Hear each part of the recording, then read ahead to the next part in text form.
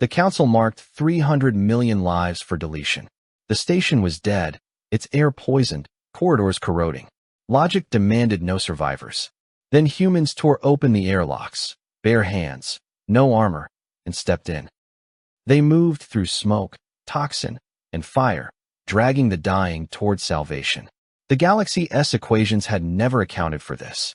The quarantine decree descended through the Galactic Council like a blade falling through still air, precise, polished, and utterly without hesitation.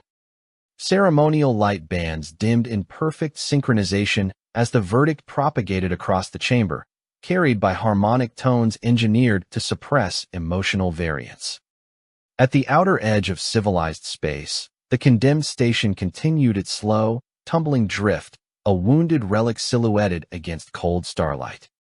Its hull was bruised and blistered by micrometeor impacts, its once reflective surface dulled to ash gray, while biohazard sigils pulsed along its skin in wavelengths invisible to most organic eyes, but unmistakable to instrumentation. Within the Council's vast data sanctum, probability matrices unfolded like frost across glass. Layer upon layer of predictive models bloomed, intersected, and collapsed into consensus.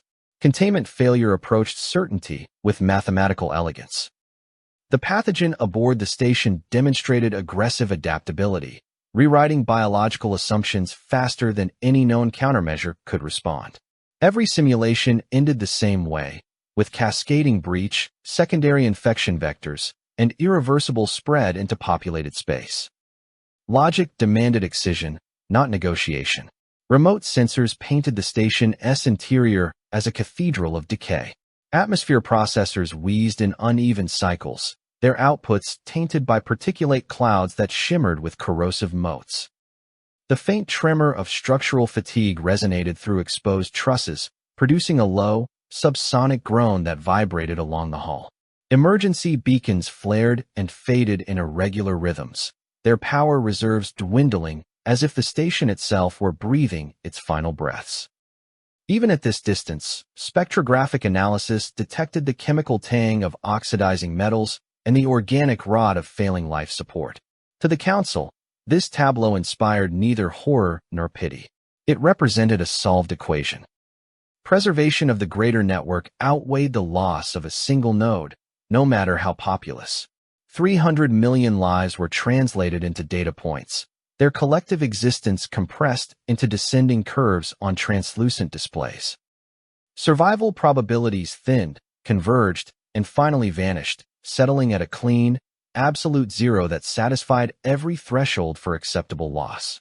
Authorization sequences advanced in stately progression. Quarantine fleets aligned along predetermined vectors, their weapons systems warming with a restrained, almost reverent hum. The surrounding sector was marked for erasure, its coordinates flagged in archival records as a necessary absence. No alarms sounded in the Council chamber, no voices rose in protest. The process unfolded as it always had, smooth and antiseptic, insulated from the suffering it rendered irrelevant.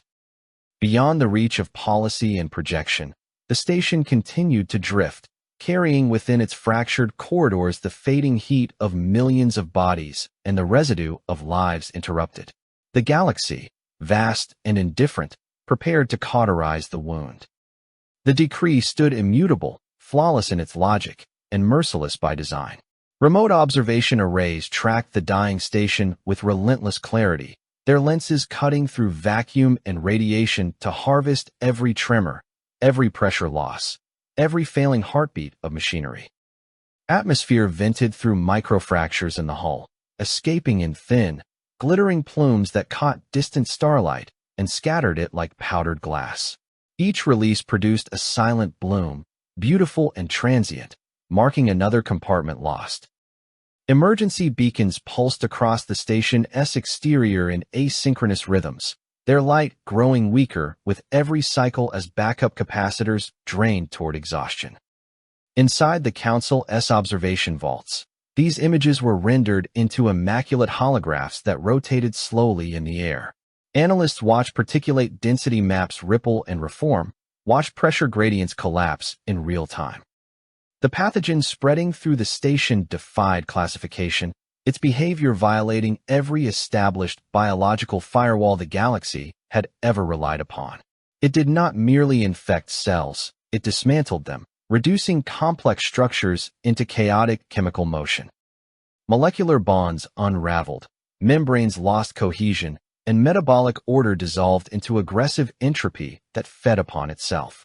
Containment simulations updated continuously, their outcomes converging with chilling consistency. No barrier held. No sterilization pulse achieved permanence. The pathogen adapted faster than countermeasures could iterate, rewriting its own vectors as if guided by malignant intent. Automated systems flagged escalating mutation rates, each spike accompanied by sharp tonal alerts that echoed faintly through the observation chamber. The sound was deliberately subdued, calibrated to inform without provoking alarm. The station's interior feeds revealed corridors slick with condensation and biological residue, surfaces once sterile now filmed with iridescent growth. Life support units coughed and shuddered as filters clogged, expelling air laced with chemical decay. The scent profiles, translated for multi-species comprehension, suggested burning copper, spoiled protein, and ozone from overstressed circuits. Structural members flexed under uneven pressure, producing vibrations that resonated through decks and bulkheads, a deep, mournful thrum that spoke of inevitable collapse. Council doctrine interpreted this cascade with detached precision. The infected station was no longer a habitat, no longer a refuge for sentient life. It had become a breach point, a vector threatening the integrity of the greater network of worlds. Protocol defined the response with surgical clarity: isolate, excise, cauterize. The surrounding sector was marked for detonation, its spatial volume calculated to ensure complete sterilization while minimizing collateral disruption. Energy yields were selected not for spectacle, but for thoroughness. To the assembled alien minds, this decision carried no moral weight. Mercy, in their collective understanding, was expressed through efficiency. Allowing prolonged suffering or uncontrolled spread would constitute negligence, not compassion.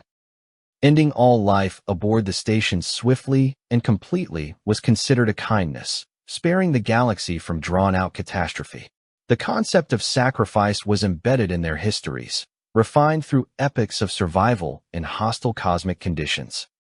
Entire worlds had been erased before to preserve the balance of the many. As authorization sequences advanced, the quarantine fleet adjusted its formation. Hulls the color of cold iron aligned along precise vectors, their silhouettes sharp against the starfield. Weapon systems entered a low-hum state, power conduits warming and stabilizing. The vibration carried through the void as a faint electromagnetic whisper, detectable only to sensitive instruments. This was the sound of inevitability. Archival systems prepared annotations for future scholars. The station's designation was flagged for termination, its cultural records slated for summary extraction before annihilation. Histories, art, and data would be compressed into abstracted repositories, stripped of context and sensory richness. Lives were not recorded as stories, but as demographic distributions and productivity indices. 300 million sentient beings were reduced to statistical weight, their existence transformed into declining graphs that flattened with serene finality. From a distance, the station appeared almost peaceful. Its slow rotation continued, unbroken by the chaos within. Sunlight traced along its damaged hull, illuminating scars and hazard markings with indifferent grace. No screams carried through vacuum. No pleas reached the observers. The silence reinforced the Council's certainty, insulating them from the visceral reality unfolding beyond their chambers. The pathogen continued its work, unchecked by sympathy or intention. It spread through ventilation shafts and maintenance ducts, infiltrated organic tissue and synthetic substrates alike. Medical bays became tombs, research labs ossified into contaminated husks. Automated caretakers ceased function one by one, their logic cores unable to reconcile self-preservation with corrupted directives. Each shutdown registered as a small dip in the station's life sign aggregate, another confirmation of predicted outcome. detonation parameters locked into place. Spatial boundaries were drawn with mathematical elegance, defining a volume of space that would soon be scoured clean. The surrounding stars would briefly flare as energy cascaded outward, then settle back into ancient silence. Within Council records, the event would be catalogued as a necessary correction, an instance of responsible governance exercised under duress. No dissent registered within the chamber. No observer questioned the assumption that survival must always bow to probability. The galaxy had endured by embracing such calculations, by choosing the many over the few with unwavering resolve. The infected station was simply another entry in a long ledger of losses deemed acceptable. And so the observers continued to watch, eyes fixed on remote lenses, as atmosphere bled away in shimmering arcs and beacon lights dimmed toward extinction. To them, the unfolding destruction was not tragedy, but order asserting itself against chaos. Mercy, distilled to its coldest form, awaited the final command. Human vessels tore into the quarantined volume of space like blunt instruments driven by will rather than reason. Their arrival fractured the careful stillness established by the Council's containment perimeter, warp wakes rippling across sensor fields calibrated to expect nothing but vacuum and compliance.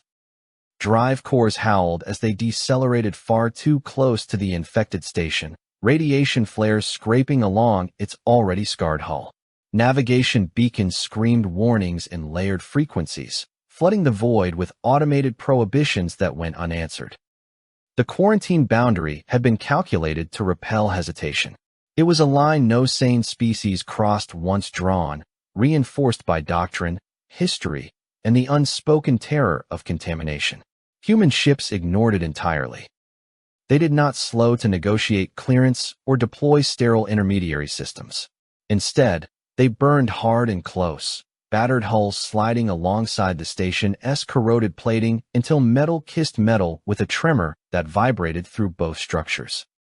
Paint flakes and frozen debris scattered like sparks, spinning away into darkness.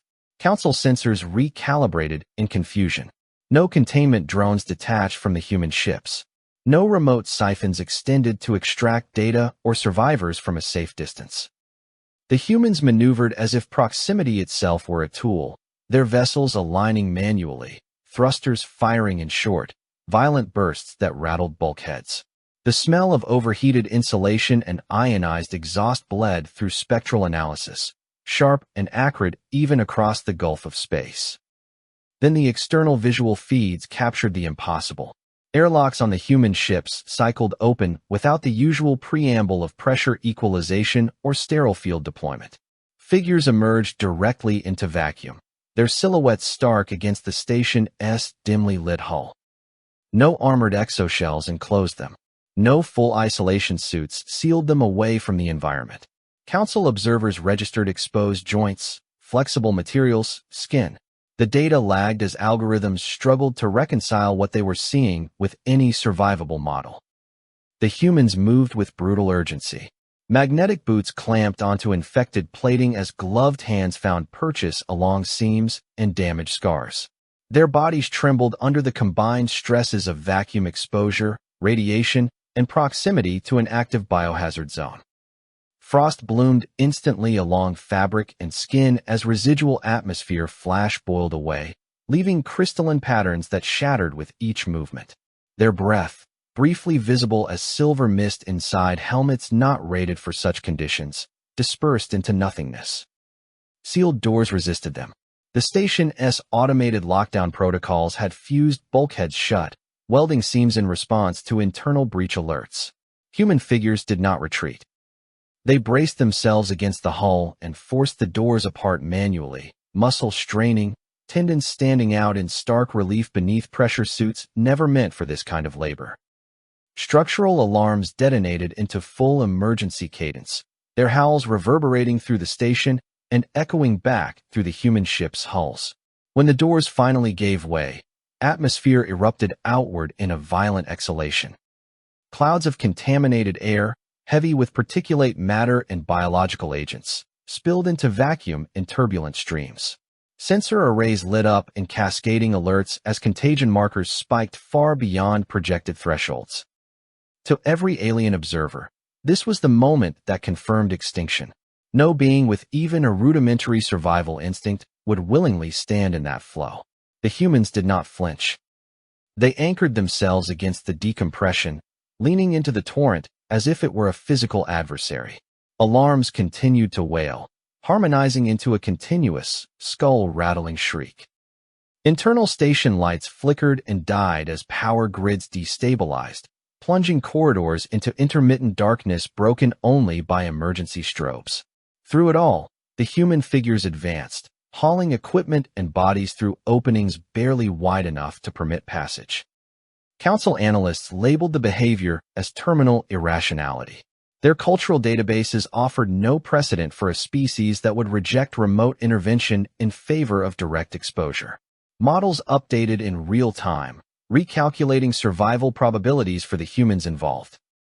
Each iteration collapsed faster than the last, curves plunging toward null values that mirrored those already assigned to the station's inhabitants. Yet the humans continued to move.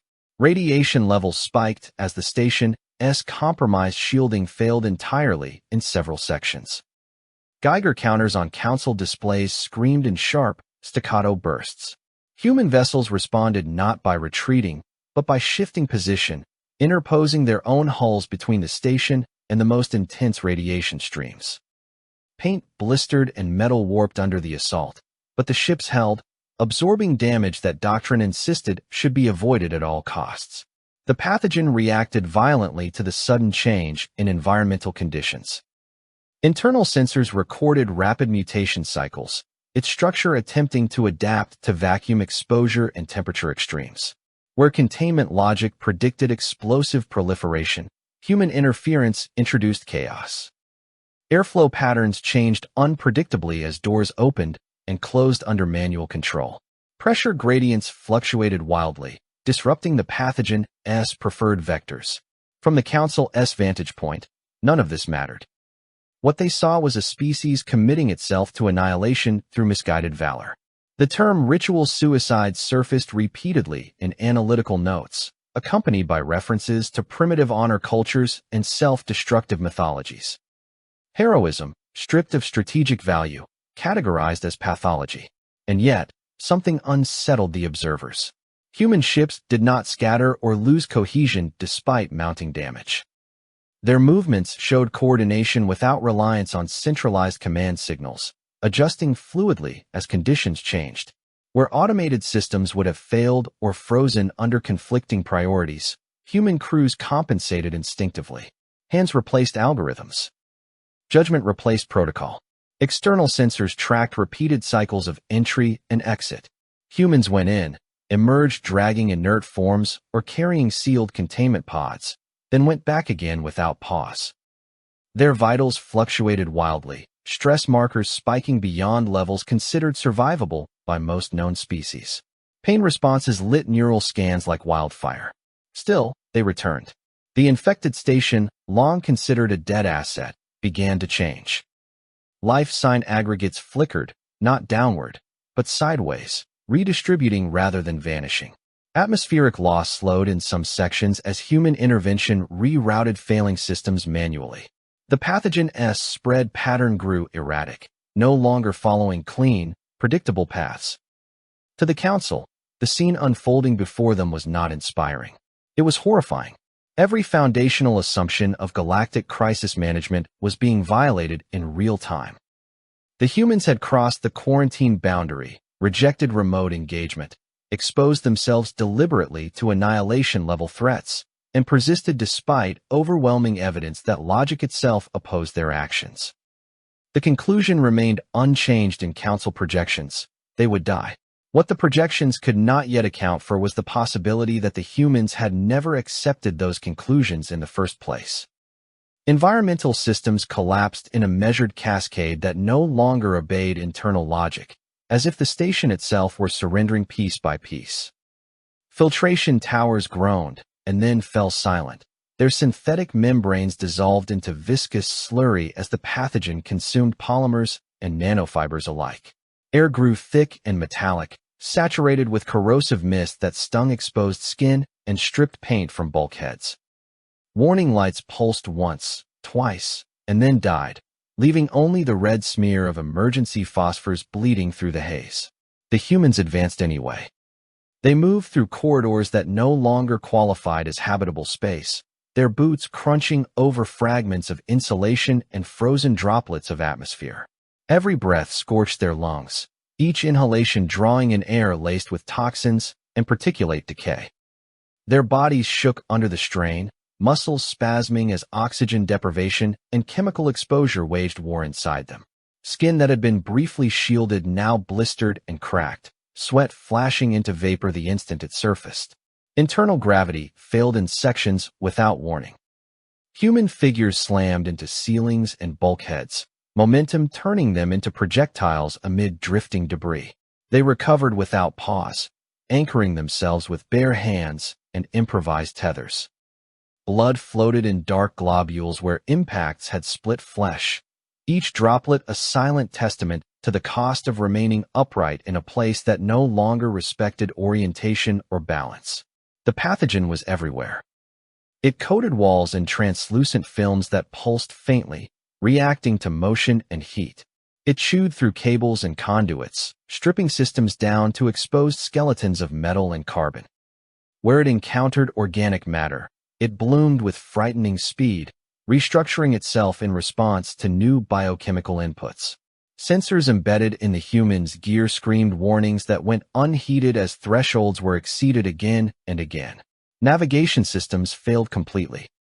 Maps froze, positional data scrambled, and internal compasses spun uselessly as magnetic fields destabilized. The humans pressed on without them. They followed vibrations felt through bone and muscle, traced airflow with exposed skin, listened to distant impacts and structural groans that hinted at trapped survivors. Their progress defied algorithmic pathfinding, guided instead by pattern recognition rooted deep in mammalian instinct. Corrosive mist thickened into clouds that burned eyes and throats, forcing tears that instantly evaporated. Vision narrowed to flickering silhouettes and the faint glow of emergency markings half-eaten by decay. The smell was overwhelming, a layered assault of rot, ozone, and chemical bitterness that coated the tongue and lingered in every breath. Some humans retched as they moved, bodies convulsing while feet kept carrying them forward. Structural failures multiplied. Ceiling panels peeled away and drifted downward in slow, lethal arcs. Entire sections of corridor buckled as internal supports softened and collapsed, reshaping the station's geometry into something hostile and unfamiliar. Automated repair drones lay inert, their logic cores corrupted, their limbs fused into useless tangles by the pathogen's appetite for complexity. Still, the humans refused to turn back. They found survivors where council projections insisted none could exist. In maintenance alcoves sealed imperfectly, in cargo holds shielded by chance and geometry, in shattered habitation rings where atmosphere clung stubbornly to pockets of space. The survivors were barely alive, bodies ravaged by infection and exposure, but alive nonetheless. Human hands lifted them without hesitation, pressed improvised seals over wounds, and dragged them toward extraction points carved open through force and persistence. Each rescue compounded the danger. Every added body strained failing life support, increased contamination load, and slowed movement through collapsing corridors. Rational doctrine would have demanded triage so severe it bordered on abandonment. The humans did not apply it. They carried those who could not walk. They returned for those who had fallen. They marked locations of the lost and circled back despite worsening conditions. Council observers registered rising human fatality rates. Biological readouts showed organs operating far beyond safe margins. Hearts hammered at unsustainable rhythms. Neural activity spiked and flickered as hypoxia and pain overloaded synaptic pathways. Any other species would have ceased function, systems shutting down to preserve what little integrity remained. Human bodies did not comply. They compensated, rerouted, and endured. In one shattered transit hub, corrosive vapor ignited as exposed wiring sparked, producing a brief inferno that rolled through the chamber. Flames licked along walls and ceilings, consuming pathogen growth and oxygen in equal measure. Humans burst through the fire, skin charred, lungs screaming, hauling survivors through heat that should have rendered flesh inert. When the flames died, they left behind only smoke, ash, and the unmistakable smell of burned organic matter. The station groaned continuously now, a deep, resonant sound that vibrated through every remaining structure. It was the noise of a machine dying slowly, protesting each second it was forced to continue. Bulkheads warped and screamed as pressure differentials tore at them from all sides. The humans moved faster, aware on some instinctive level that time itself had become hostile. Where alien doctrine calculated acceptable loss, the humans perceived something else entirely. Obligation was not an abstract value to be weighed against efficiency. It was a physical force, as real as gravity or inertia, pulling them deeper into danger. The unseen and unheard mattered as much as those directly in front of them. Every unverified life sign was treated as a reason to continue rather than a margin of error to be dismissed. Pain became background noise. Fear narrowed into focus. Individual survival receded beneath a collective momentum that drove them forward despite every signal screaming for retreat. Their biology, fragile by galactic standards, bent without breaking, fueled by chemical cascades that ignored long-term consequence in favor of immediate action. The pathogen adapted again, shifting its structure to exploit human vulnerabilities. It penetrated skin, entered bloodstreams, and disrupted cellular processes with ruthless efficiency. Symptoms flared almost immediately, fevers spiking, vision blurring, motor control faltering. The humans compensated with equal ruthlessness, restraining those who staggered, supporting those who collapsed, refusing to allow weakness to become isolation. Extraction points multiplied as human vessels cut new access corridors through the station's hull. Atmosphere roared outward with each breach, carrying debris and contamination into space. Humans timed their movements to the decompression, using the violent airflow to clear corridors and slow pathogen spread, accepting the damage inflicted on their own bodies as collateral. From the outside, Council observers watched life sign totals fluctuate in ways their models could not reconcile. Numbers that should have fallen to zero persisted. Some even rose, briefly, impossibly. Inside the station, amid choking air and collapsing steel, the humans continued their advance, driven not by calculation, but by a refusal that no simulation had ever accounted for. They did not see acceptable loss. They saw abandonment. And abandonment, to them, was intolerable. Weapons across the quarantine fleet cycled from dormant vigilance to imminent release, power conduits flooding with energy that vibrated through armored hulls like restrained thunder. Firing solutions aligned with flawless geometry, each vector intersecting the quarantine volume with merciless precision.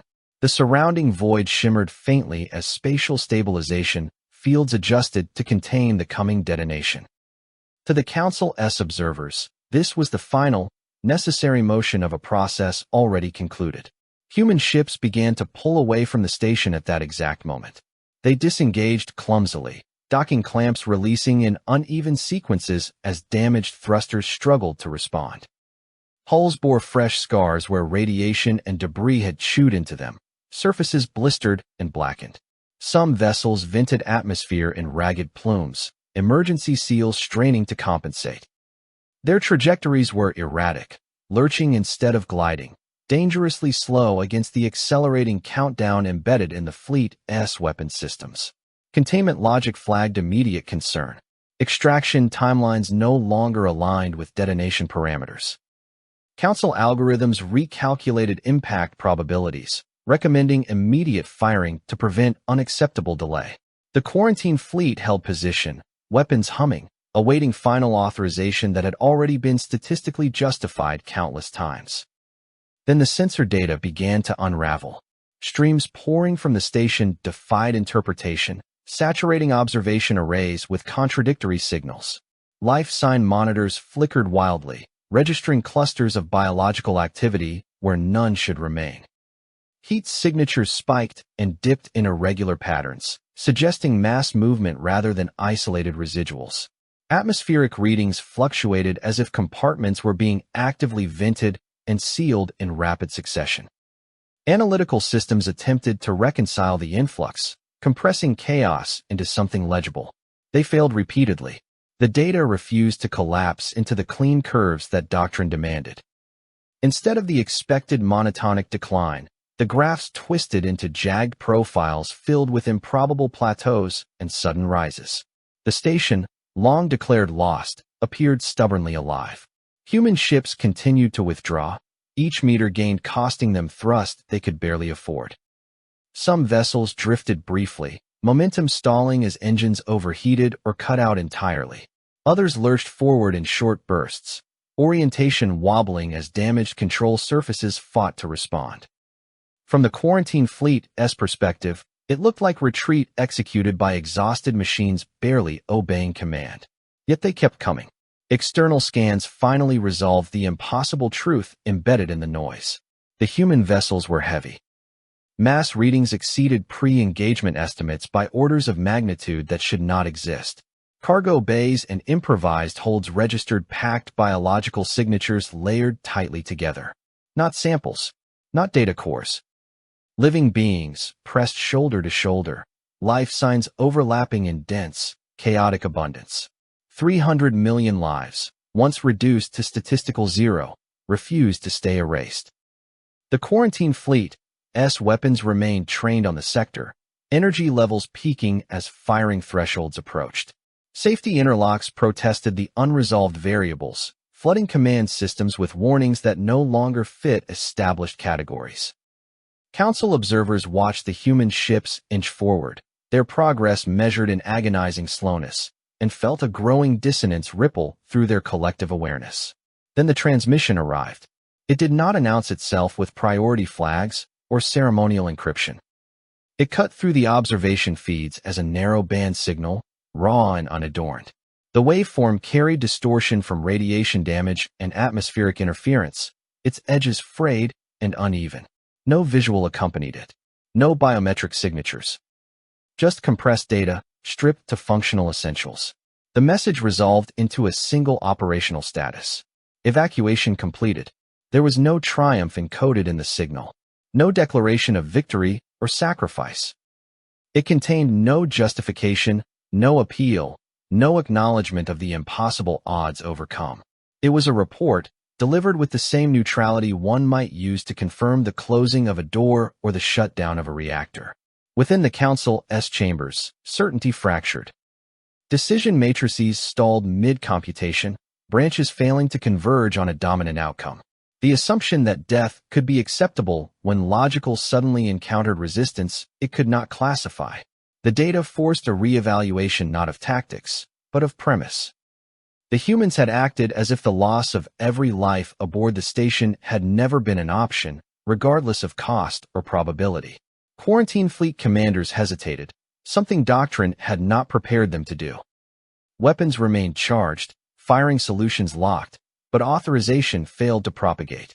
To detonate now would mean erasing not a doomed remnant, but the aftermath of an evacuation that had already occurred. It would mean annihilating vessels packed with survivors whose continued existence contradicted every model the Council had ever trusted. Human ships crossed the quarantine boundary in staggered sequence, slipping past containment markers with engines sputtering and hulls venting heat and gas. Some barely made it beyond the threshold before drifting, power exhausted. Others powered down entirely once clear, their silhouettes going dark against the starfield as emergency systems took over. They had given everything they could.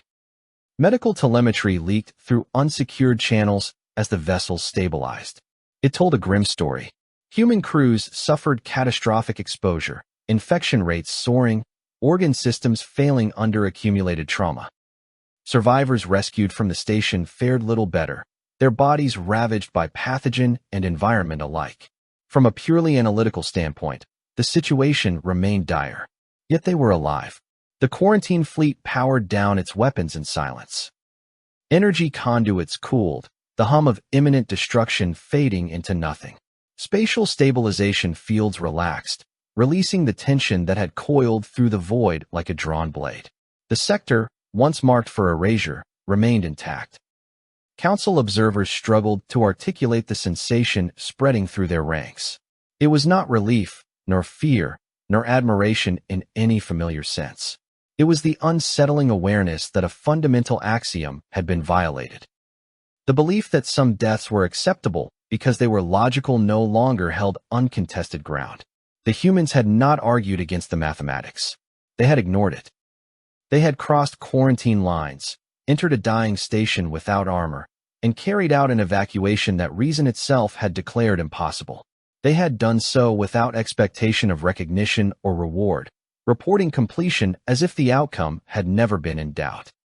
In the aftermath, Council records would attempt to contextualize the event. Analysts would dissect human behavior, seeking evolutionary explanations for such defiance of probabilistic survival. Philosophers would debate whether obligation could ever supersede efficiency without dooming a civilization. None of those efforts would fully resolve the fracture, because embedded within that single, unembellished transmission was a revelation the galaxy had not prepared for. To humans, death was not a variable to be optimized away. It was a failure state so absolute that even perfect logic did not excuse it. And faced with that truth, the assembled species of the Council understood something they had never needed to understand before. Certainty, once broken, does not easily reform. Archival processors resumed their slow, methodical work once the immediate crisis receded, drawing thin lines of order across the chaos left behind. Data from the quarantine engagement was ingested, parsed, and reduced into categories familiar to galactic analysis. Resource expenditure tables populated first, their columns heavy with loss. Human vessels were listed as damaged beyond economical repair or rendered inoperable for extended cycles. Crew survival rates appeared in stark contrast to baseline expectations, casualty curves spiking sharply before leveling into fragile plateaus. Strategic gain registers remained empty. No territory changed hands. No political leverage shifted within the Council's balance matrices. No technological secrets were extracted, no trade corridors secured, no rivals weakened by proxy. By every standard metric used to evaluate interstellar action, the humans had gained nothing. In several indices, they had regressed, sacrificing material strength and future readiness for an outcome that yielded no measurable advantage. Analysts lingered on that absence, returning to it repeatedly, as if a miscalculation must be hiding there. They found none. Medical data followed, arriving in dense, sobering streams. Human survivors suffered systemic damage on a scale rarely observed outside total warfare. Organs scarred by radiation and toxin exposure functioned at reduced capacity. Immune systems burned themselves hollow fighting an enemy that refused to conform to known patterns. Many would carry the imprint of that station for the remainder of their shortened lives. Yet survival remained the dominant flag across the dataset, stubbornly present where extinction had been projected. The former occupants of the station were alive. They emerged in waves from human vessels docked at emergency facilities far from the original quarantine zone. Their bodies bore the unmistakable signs of prolonged exposure to contamination and mechanical failure. Skin carried lesions and chemical burns. Lungs labored against damage that would require years of intervention to stabilize. Some minds were fractured by stress and terror, neural pathways scarred by isolation and near death. Even so, life sign monitors registered persistence, not collapse. The station itself remained intact, drifting quietly in its assigned holding orbit. Its hull was ravaged, its interior gutted, but its core structure held. Automated containment fields installed by combined efforts now sealed off infected sections, locking the pathogen into carefully monitored volumes. It no longer spread. It no longer adapted with the same terrifying speed. Deprived of uncontrolled hosts and chaotic airflow, it stalled, reduced to a contained anomaly rather than an existential threat. Planetary annihilation had been avoided. Council projections updated to reflect this unprecedented outcome. Models that once insisted on sector detonation as the only viable resolution now included a new, deeply uncomfortable variable. Under specific conditions, intervention rooted in direct exposure and extreme risk could succeed where remote sterilization failed. The probability remained low. The cost remained enormous. The precedent, however, could not be erased. Human activity logs offered little insight into motivation. Mission planning files contained no reference to strategic gain or political calculus. There were no recorded debates weighing acceptable loss against broader benefit. Objectives were blunt and unadorned, focused entirely on evacuation completeness and pathogen containment without extermination. The simplicity unsettled analysts more than any tactical irregularity. In private deliberation spaces, council members revisited the event repeatedly. Some classified it as an anomaly born of human irrationality, dangerous but unlikely to recur at scale. Others identified a pattern consistent with prior encounters, where humans chose outcomes that defied efficiency in favor of preservation at any cost. Historical overlays revealed a troubling consistency.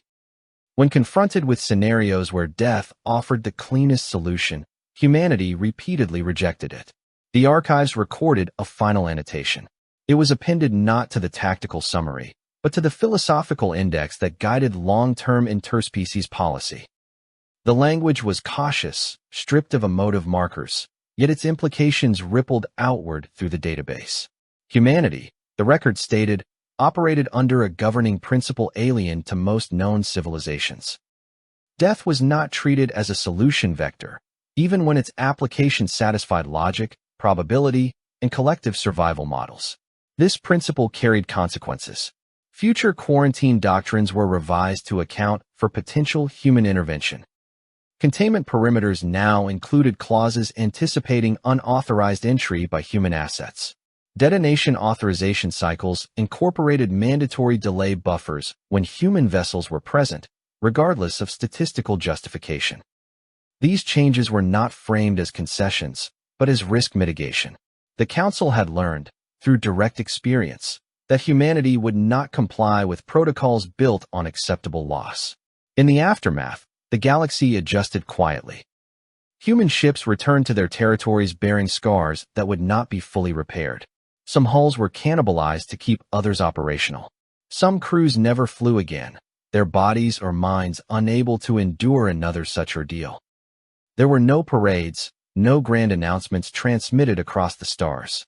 Recovery unfolded in silence, marked by long shifts in medical bays and reconstruction yards.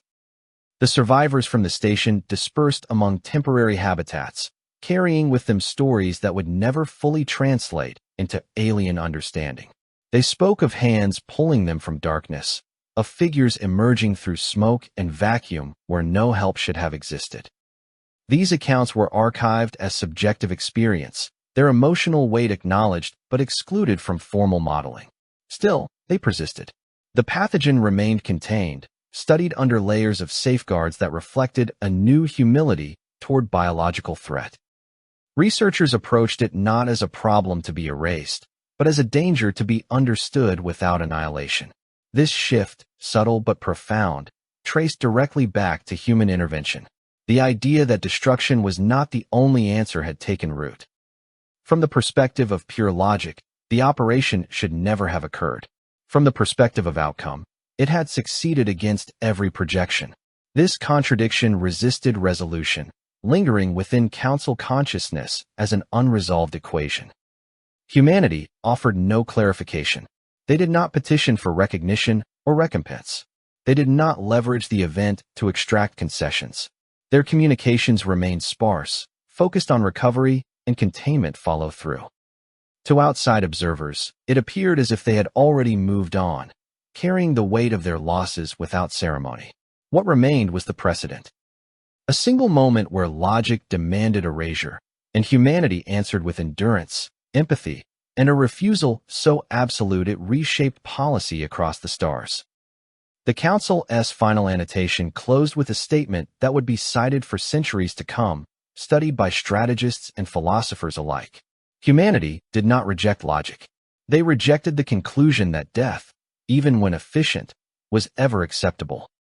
And in doing so, They forced a galaxy built on cold survival to confront a truth it had long avoided.